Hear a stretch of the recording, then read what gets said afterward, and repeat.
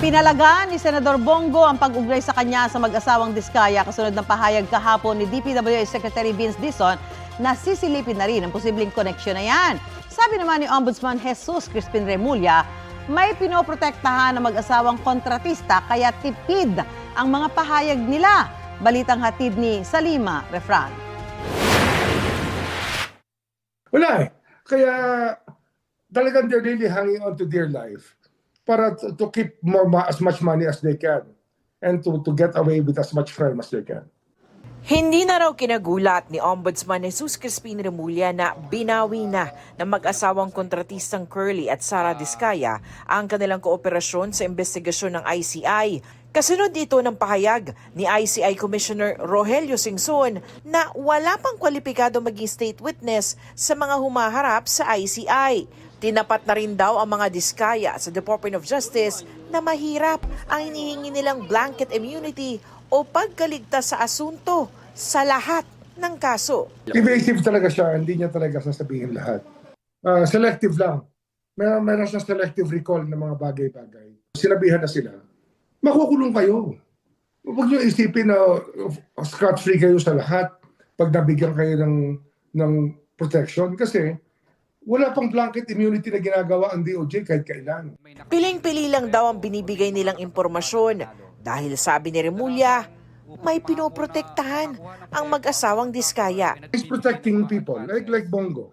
Kasi nga yung joint venture nila, 8 projects worth 800 million. Doon sila simula lumaki. But they will not talk about it. Ang tinutukoy ni Remulla ang mga joint venture na pinasok ng mga Diskaya sa pamamagitan ng kadalang St. Gerard Construction kasama ang CLTG Builders na kontraktor na pinangangasiwaan ng ama ni Senador Bongo. Nangyari mula 2017 ng mga joint venture, panahong Special Assistant Pasigo ni dating Pangulong Rodrigo Duterte. Bahagi ito ng mga iniimbestigahan sa mga Diskaya sa State Witness Evaluation at case build-up ng DOJ. Sinasabi nila they had to go through a mediator, tapos lisensya lang daw na ginamit nila. Ang ginamit ng kabila. Hindi daw siya nakialam, binigyan daw siya ng 3%, parang ganun. Eh, hindi ako naniniwala hindi siya ganun eh. Hustler yan. Kausap na raw ng Office of the Ombudsman ang DPWH kaugnay ng investigasyon tungkol dito. We are looking at connections between the Diskayas and CLTG Corporation. Tandaan nyo ang daming kontrata ng mga Diskaya. Libo. At meron na kaming plano at meron na kaming mga gagawin sa mga susunod na araw to look at those, specifically at those contracts of the Diskayas during the previous administration. Buwelta naman ni Go, iniuugnay raw ang pangalan niya sa mga Diskaya para malihis ang takbo ng investigasyon. Hindi ko po kilala ang mga Diskaya. Wala po akong kinalaman sa kanila at wala po akong pakialam sa mga Diskaya. Yung flood control ang issue dito. Yung ghost projects ang issue dito. Yung mga substandard projects ang issue dito. Mga anomalous projects ang issue dito. Huwag tayong lumihis. Ano to? May cover up? Ano to, para ilihis yung atensyon sa totoong may kasalanan? Tinutumbok natin sino yung mga buhaya talaga. Malapit na eh. Lumalabas naman eh. Yun ang hanapin ninyo, panagutin nyo. Ayon kay Go, siya mismo ang nag-ungkat tungkol sa joint venture ng mga Diskaya at ng CLTG Builders sa pagdinig ng Senate Blue Ribbon Committee noong Setyembre.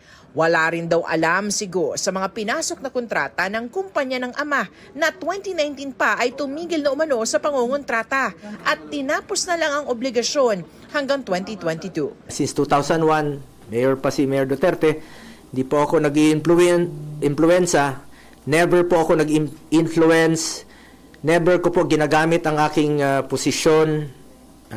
Kaya sinabi ko, nakialam ba ako para bigyan ng pabor ang aking kamag-anak? Hindi. Nakinabang ba ako dito? Hindi rin po. Because I observe delikadesa. Kung sakaling ipatawag daw siya ng ICI, handa naman daw si Go. Kung kakailanganin, iimbitahan daw ng ICI si Go. Tingin pa ni Remulla, may iba pang pinoprotektahan ng mga Diskaya bukod kay Go. Meron pa. Meron pa. Sino pa po? Mark Villar. Cynthia Villar. It's a possibility lang. Mula 2016 hanggang 2021, sa ilalim ng Administrasyong Duterte, naging DPWH Secretary si ngayon Senador Mark Villar. Ang secretary si Mark, doon sila lumaki, doon sila nakakuha ng napakaraming project. Hindi pwede hindi alam ni Mark yan. Sir, si Ma'am Cynthia Villar, bakit po nakikita niyong may connection rin sila with the Discayas? Wala ako pa akong direct evidence dyan. Pero yung stay kasi ni Mark, and knowing that these Discayas became very big during that time, they sought favor with these people. Gusto nila in sila.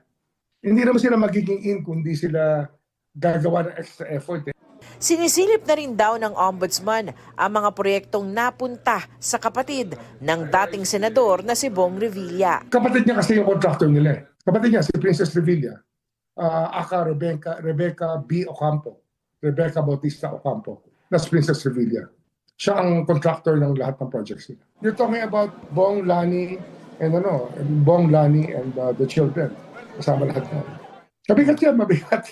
Pero bukod sa mga nabanggit na personalidad, may ilang politiko pa raw na hindi pa lumalabas ang pangalan na posibleng tumanggap din ng mga kickback. May nakuha kaming AMLA document ng isang transaksyon na nag-remit yung top contractor ng pera sa dalawang congressman.